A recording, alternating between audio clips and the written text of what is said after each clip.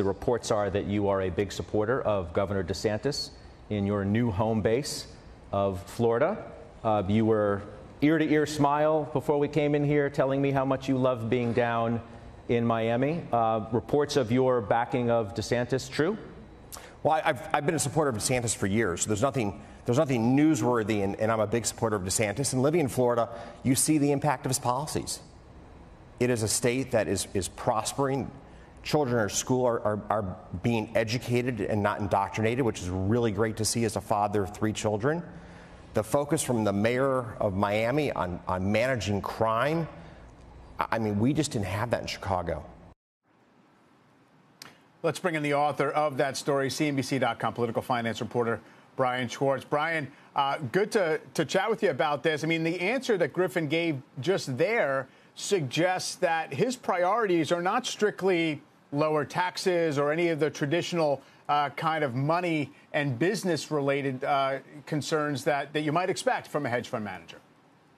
Yeah, you're right. I mean, one of the policy issues he's taken up with the governor of Illinois, a Democrat, Governor Pritzker, has been related directly to crime. That's what he's been saying publicly. And that's partially the reason why he's been pumping so much money into these midterms.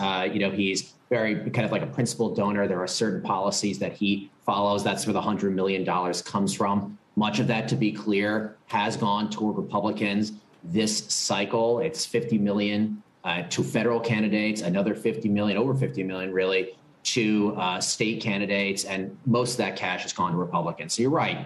He kind of picks and chooses his spots policy-wise. Crime is definitely one of the things he publicly talks about as a topic that he focuses on. And again, that's a theme that has played, that topic and others have played in these midterms so far.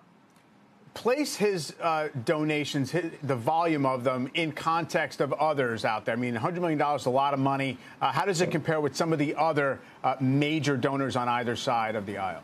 Sure. So the records really indicate that, really for the first time, it suggests that Ken Griffin is in the top 3 of individual donors this cycle. The only 2 that are ahead of him right now are Richard Uihlein, who's a shipping magnate. He's given north of $53 million, and George Soros, who we all know very well, somebody who's a big Democratic donor. He's given this cycle over $128 million. Again, pretty much entirely, if not entirely, to Democrats. And so Ken Griffin is right below those 2. And why does that matter? Well, really, in the end, and we mentioned this on the story at CNBC.com, is that, Republicans have been looking for someone to step in for a person like David Koch, who passed away some time ago, Sheldon Adelson, another big GOP donor who also has passed away, fill in shoes like that. And many people, including the leadership of the Republican Party, have pointed to Ken Griffin as that person who could do that.